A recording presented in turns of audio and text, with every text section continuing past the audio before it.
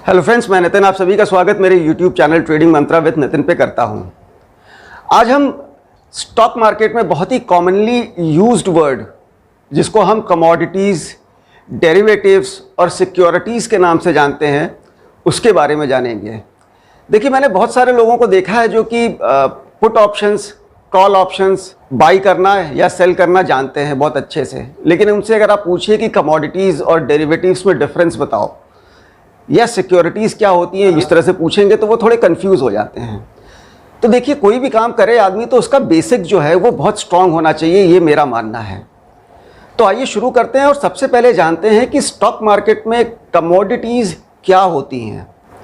देखिए, कमोडिटीज़ का मतलब क्या होता है? कमोडिटीज़ का मतलब होता है ऐसा वस्तु या ऐसा सामान जिसकी वैल्यू होती है स्टॉक मार्केट में, वो कमोडिटीज़ होती है।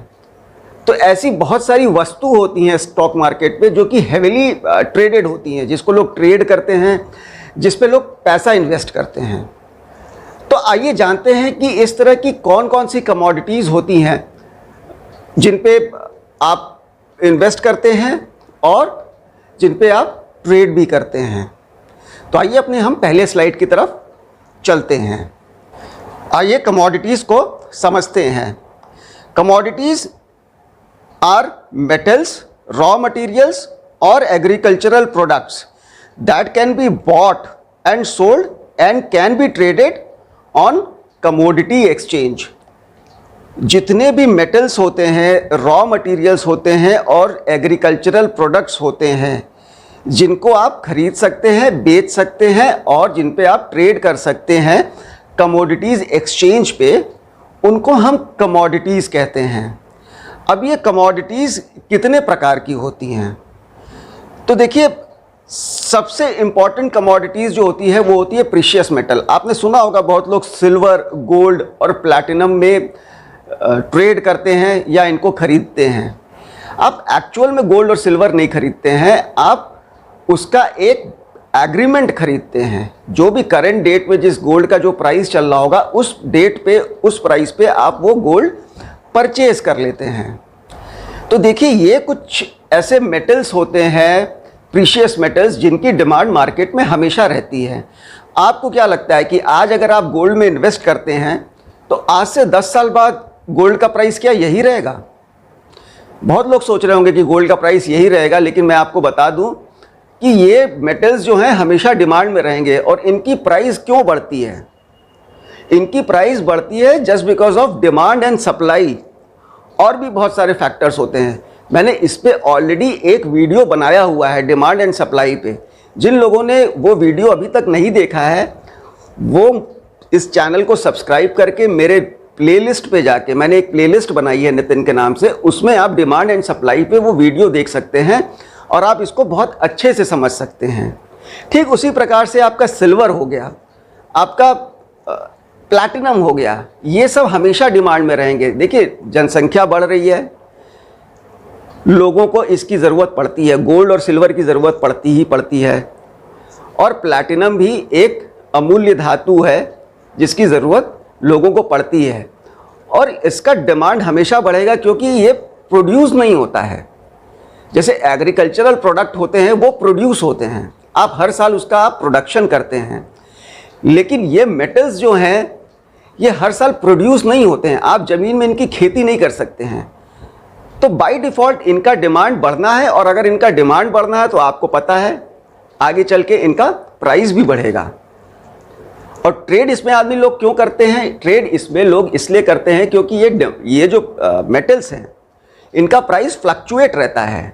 तो ट्रेडिंग में हमें एक दिन, 2 दिन, 1 हफ्ते से मतलब होता है, लेकिन over a long period of time देखेंगे तो ये जितने भी प्रेशियस मेटल्स हैं ये हमेशा आपके डिमांड में बने रहेंगे।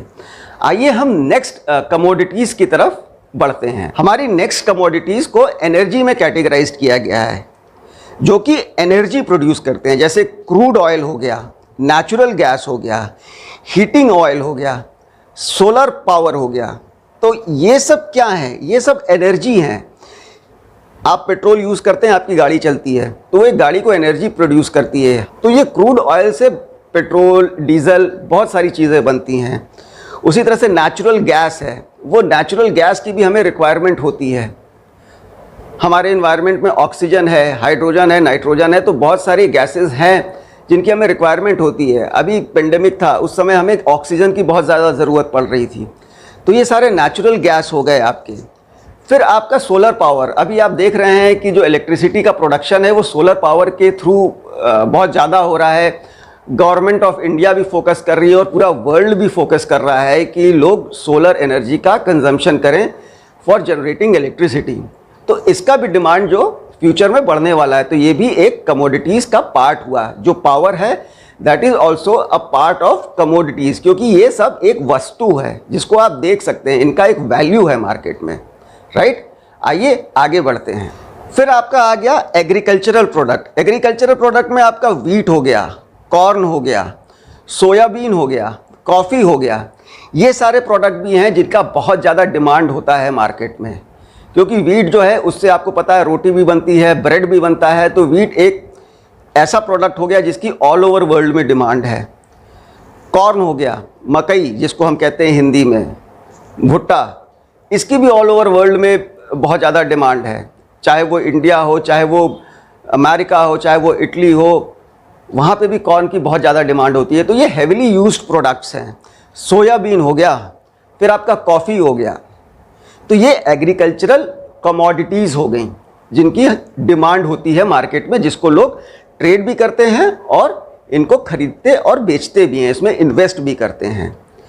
अब ये लोग एग्रीकल्चरल प्रोडक्ट में कैसे इन्वेस्ट करते हैं, फॉर एग्जांपल आप देख लीजिए, किसी साल जो देश वीट बहुत ज़्यादा प्रोड्यूस करता है उस देश में प्रोडक्शन नहीं हुआ वीट का, जो ऑल ओवर वर्ल्ड जो है सप्लाई करता है, तो क्या होगा?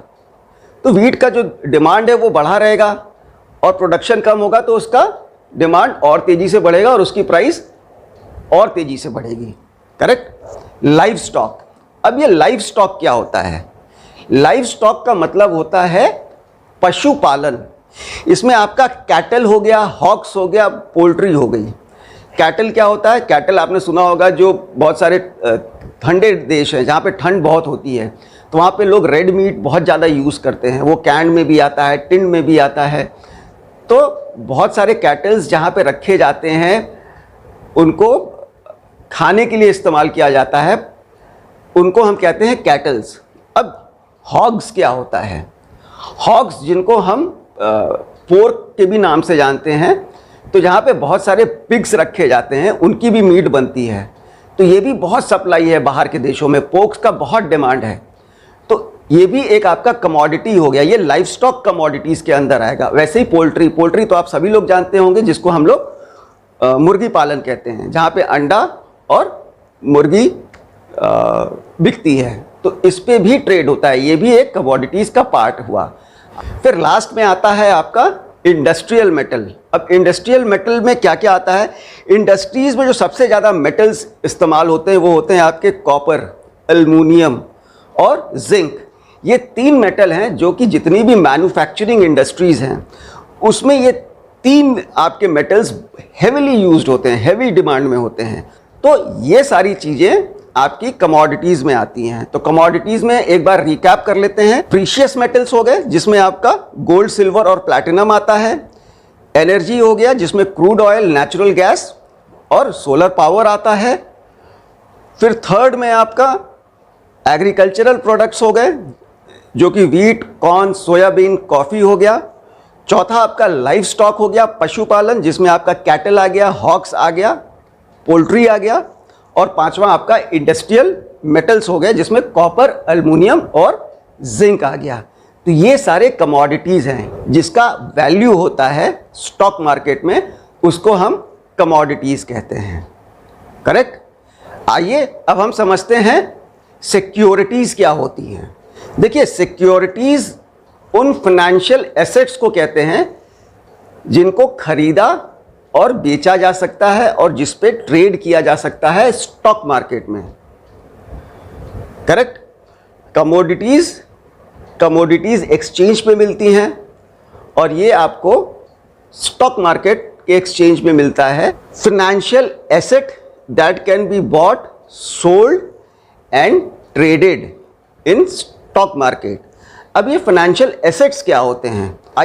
देखिए, फाइनेंशियल एसेट्स दो प्रकार के होते हैं। एक आपका इक्विटी सिक्योरिटीज होती है और दूसरी आपकी डेब्ट सिक्योरिटीज होती है। Financial assets like equity securities and डेब्ट securities can be bought, sold and traded in stock market, जो मैंने आपको बताया था वही स्लाइड पे लिखा हुआ है।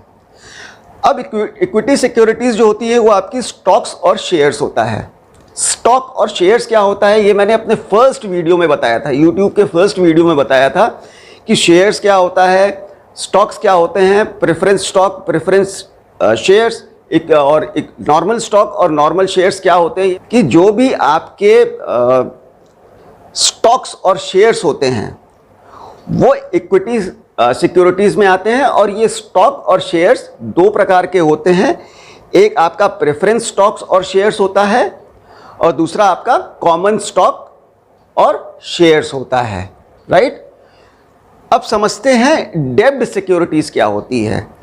तो डेब्ट सिक्योरिटीज़ एक लोन होता है। डेब्ट सिक्योरिटीज़ मतलब loan provided by investors to a company और गवर्नमेंट एंटिटी। इसका क्या मतलब हुआ कि जो भी हम रिटेल इन्वेस्टर्स हैं, हम वो एक लोन या तो किसी कंपनी को देते हैं या गवर्नमेंट को देते हैं पैसे के रूप में, और वो गवर्नमेंट और कंपनी क्या इशू करती है, हमको एक बॉन्ड इशू करती है जिसको हम डेब्ट सिक्योरिटी कहते हैं। जैसे गवर्नमेंट को है बहुत सारे हाईवेज बनाने होते हैं, हॉस्पिटल्स बनाने होते हैं, पार्क्स बनाने होते हैं, तो उसको पैसा चाहिए होता है। तो उसके लिए गवर्नमेंट क्या करती है, वो हमसे पैसा मांगती है। तो हम उसको पैसा किस तरीके से देते हैं, जब हम उसको पैसा देते हैं तो गवर्नमेंट हमको बॉन्ड देती है। अब वो जो हमें बॉन्ड मिलता है गवर्नमेंट से या किसी कंपनी से, किसी बड़ी कंपनी से, तो उस बॉन्ड से हमें क्या पता चलता है, उस बॉन्ड से हमें ये पता चलता है कि ये एग्रीमेंट है मेरे हाथ में जिसकी एक वैल्यू है, और इस पे सरकार ने बोला है कि वो हर साल या हर 6 महीने पे मुझे इतना रेट ऑफ इंटरेस्ट देगी। बहुत सारे गवर्नमेंट बॉन्ड्स ऐसे होते हैं जिस पे आपको रेट ऑफ इंटरेस्ट जो मिलता है वो टैक्सेबल नहीं होता है, वो टैक्स फ्री होता है। और बॉन्ड का टर्म होता है, कोई बॉन्ड 5 साल का होगा, कोई बॉन्ड 10 साल का होगा, कोई बॉन्ड 15 साल का होगा, और उस पर जो रेट ऑफ रिटर्न्स मिलता है वो 7% से लेकर 9% तक जाता है ऑन एन एवरेज एनुअली। और बहुत सारे गवर्नमेंट बॉन्ड्स पे जो आप रिटर्न अर्न करते हो उस पर आपको टैक्स नहीं देना पड़ता है, वो टैक्स फ्री होते हैं। बहुत सारी म्यूनिसिपल सोसाइटीज़ होती हैं, वो भी आपको बॉन्ड्स इशू करती हैं, राइट। ट्रेजरी बिल्स, अब ये ट्रेजरी बिल्स क्या होती है, ट्रेजरी बिल्स को हम टी बिल्स के भी नाम से जानते हैं। ये ट्रेजरी बिल्स जो होती हैं वो शॉर्ट टर्म डेब्ट सिक्योरिटीज़ होती हैं। ये बहुत छोटे समय के लिए डेब्ट सिक्योरिटीज़ मिलती हैं। ये भी आपको गवर्नमेंट से और प्राइवेट इंस्टीट्यूशन से मिलती हैं, जिनका जो टर्म होता है वो कुछ दिन से लेके 1 साल तक का होता है, इसीलिए उनको टी बिल्स कहते हैं, करेक्ट। बहुत लोगों को टी बिल्स का नाम पता था लेकिन ये नहीं पता था कि टी बिल्स क्या होता है। तो आप जान लीजिए, जो ट्रेजरी बिल्स होती हैं या टी बिल्स होती हैं उनका टर्म जो होता है वो कुछ दिनों से लेके 1 साल का होता है, और इस पे भी आप इंटरेस्ट कमाते हो, और जब ये वापस आप देते हो तो आपको पैसा मिल जाता है। बॉन्ड में मैं आपको एक चीज़ और बताना चाहता हूँ, जो भी आप गवर्नमेंट बॉन्ड्स लेते हो, मान लीजिए किसी बॉन्ड का जो टर्म है वो 15 साल का है, यानी 15 साल तक आपको इंटरेस्ट मिलेगा उस पर, लेकिन बीच में कोई प्रॉब्लम हो जाती है आपको और आपको वो बॉन्ड रिटर्न करना होता है। बिकॉज जब आप वो बॉन्ड रिटर्न करोगे तो जो आपने कैपिटल दिया था वो कैपिटल आपको वापस मिलेगा। तो आप बॉन्ड्स को कभी भी जाके सेकेंडरी मार्केट में सेल कर सकते हो, वो खरीदा जाता है और आप जितना भी कैपिटल स्टार्टिंग में दिए थे वो कैपिटल आपको मिल जाएगा। वो बॉन्ड आपके नाम से कैंसिल हो जाएगा, बॉन्ड ट्रांसफ़र भी हो सकता है, किसी के नाम से आप ट्रांसफ़र भी कर सकते हो, तो उसको जो है इंटरेस्ट जो है मिलने लगेगा जिसके नाम पे आपने ट्रांसफ़र किया है। तो ये एक प्रकार से आप गिफ्ट भी इसे कर सकते हो। ये आपके नॉलेज के लिए मैं बता रहा हूँ। अब तीसरी चीज़ हम जानते हैं डेरिवेटिव्स क्या होता है। तो derivatives are financial instrument whose value is derived from an underlying assets. इसका क्या मतलब हुआ, फाइनेंशियल इंस्ट्रूमेंट, डेरिवेटिव कहते हैं financial instrument whose value is derived from an underlying asset, यानी कोई भी एसेट। एसेट क्या हो गया, फाइनेंशियल एसेट मैंने आपको बताया था, जो स्टॉक होता है, जो आपका बॉन्ड होता है, कमोडिटीज़ होती हैं, और फॉरेक्स मार्केट में जो करेंसीज होती हैं, ये एक एसेट है, इसका एक वैल्यू है। तो जो वो वैल्यू है जो डिराइव्ड हुआ है उसको हम डेरिवेटिव कहते हैं, यानी उत्पन्न। आप मान लीजिए, मैं इसको और सरल भाषा में समझाता हूँ। मान लीजिए आपके पास रिलायंस कंपनी का शेयर है, ठीक है। अब इस शेयर का वैल्यू है, आज मैंने रिलायंस का शेयर खरीदा 100 रुपये में, तो रिलायंस का शेयर जो है ये मेरा एसेट हो गया, और जो इसकी वैल्यू है 100 रुपये, ये इसकी उत्पन्नता जो है वो इसका डेरिवेटिव हो गया। आई थिंक अब आपको समझ में आ गया होगा कि डेरिवेटिव क्या होता है। तो जो भी एसेट आपके पास है, कमोडिटीज़ के रूप में है या स्टॉक के रूप में है, उसकी जो वैल्यू है उस वैल्यू को हम डेरिवेटिव्स कहते हैं। आई थिंक ये क्लियर हो गया होगा। अब हम जानते हैं कितने प्रकार के डेरिवेटिव्स होते हैं मार्केट में। पहला, फ्यूचर डेरिवेटिव्स। फ्यूचर डेरिवेटिव्स क्या होते हैं? फ्यूचर कॉन्ट्रैक्ट्स होते हैं, जिसका मतलब होता है एग्रीमेंट टू बाई और sell asset at a predetermined price on a future date. इसका क्या मतलब हुआ कि ये एक एग्रीमेंट होता है। जब आप डेरिवेटिव्स में जब आप ट्रेड करते हैं तो बेसिकली आप एक एग्रीमेंट करते हैं, उस वैल्यू पे एग्रीमेंट करते हैं। यानी अगर आप रिलायंस के डेरिवेटिव्स पे ट्रेड कर रहे हैं, इसका क्या मतलब हुआ कि आप उसको खरीद रहे हैं या बेच रहे हैं, वो पहले से ही आपने प्री डिटरमिन कर लिया है उस प्राइस को, कि आने वाले समय में फ्यूचर में जो है रिलायंस का भाव जो है वो 100 रुपये से 110 रुपये चला जाएगा। तो वो आप एग्रीमेंट बाई कर लिए हैं, और आप वो रिलायंस का शेयर जब वो 110 रुपये पे जाता है तो आप उसको बेच देते हैं, उस एग्रीमेंट को, उस शेयर को नहीं, क्योंकि आपने सिर्फ वैल्यू खरीदी है। हम बार बार कहते हैं ना कि हम फ्यूचर्स एंड ऑप्शंस में हम एग्रीमेंट खरीदते हैं, हम ओनर नहीं होते हैं जब भी हम ट्रेड करते हैं। तो इसका क्या मतलब होता है? इंडेक्स हो गया या रिलायंस का, अगर आप फ्यूचर एंड ऑप्शंस में ट्रेड करते हैं या किसी भी बड़ी कंपनी में आप ट्रेड करते हैं जिसमें लिक्विडिटी बहुत ज़्यादा होती है, तो इतना सारा आपको एग्रीमेंट कैसे मिल जाता है? बिकॉज आप उसके ओनर नहीं होते हैं, आप सिर्फ एक एग्रीमेंट लिए होते हैं। एक प्री डिटरमिन्ड डेट पहले से डिसाइडेड रहता है कि मैं इतने टाइम के लिए मैं इस एग्रीमेंट को बाई कर रहा हूं और इतने टाइम के अंदर अंदर मैं इसे बेच दूंगा। और उसमें अगर उतने दिन के अंदर जो आपने सोचा है, आपने बाई किया है और वो परफॉर्म वैसे ही कर जाता है, उसकी वैल्यू बढ़ जाती है, तो आप कमा लेते हैं। और उतने ही दिन में जो आपने प्री डिटरमिन्ड डेट जो तय की है, अगर उस डेट के अंदर उसकी वैल्यू बढ़ती नहीं है और वो घट जाती है, जो पहले से डेट डिसाइडेड है उसमें अगर उसकी वैल्यू घट जाती है, तो आप उसमें लॉस कर जाते हैं। करेक्ट। अब ऑप्शंस क्या होता है? जो डेरिवेटिव का एक और पार्ट होता है जिसको हम ऑप्शंस कहते हैं, आइए उसको जान लेते हैं वो क्या होता है। ये options provide the holder with the right, ध्यान से सुनिएगा, option provide the holder with the right but not the obligation. ये आपको राइट देता है लेकिन आपको ऑब्लिगेशन नहीं देता है क्या करने का। टू बाई और सेल, आप इसको खरीद सकते हैं या बेच सकते हैं। बाई को हम कॉल ऑप्शन कहते हैं, सबको पता होगा, और सेल को हम पुट ऑप्शन कहते हैं। तो आप बाई कर सकते हैं और बेच सकते हैं N underlying asset. Underlying asset का मतलब क्या हो गया? वो आपका स्टॉक हो गया, वो आपका इंडेक्स हो गया, वो आपका कमोडिटीज़ हो गया, और इनफैक्ट वो आपका करेंसीज भी हो गया।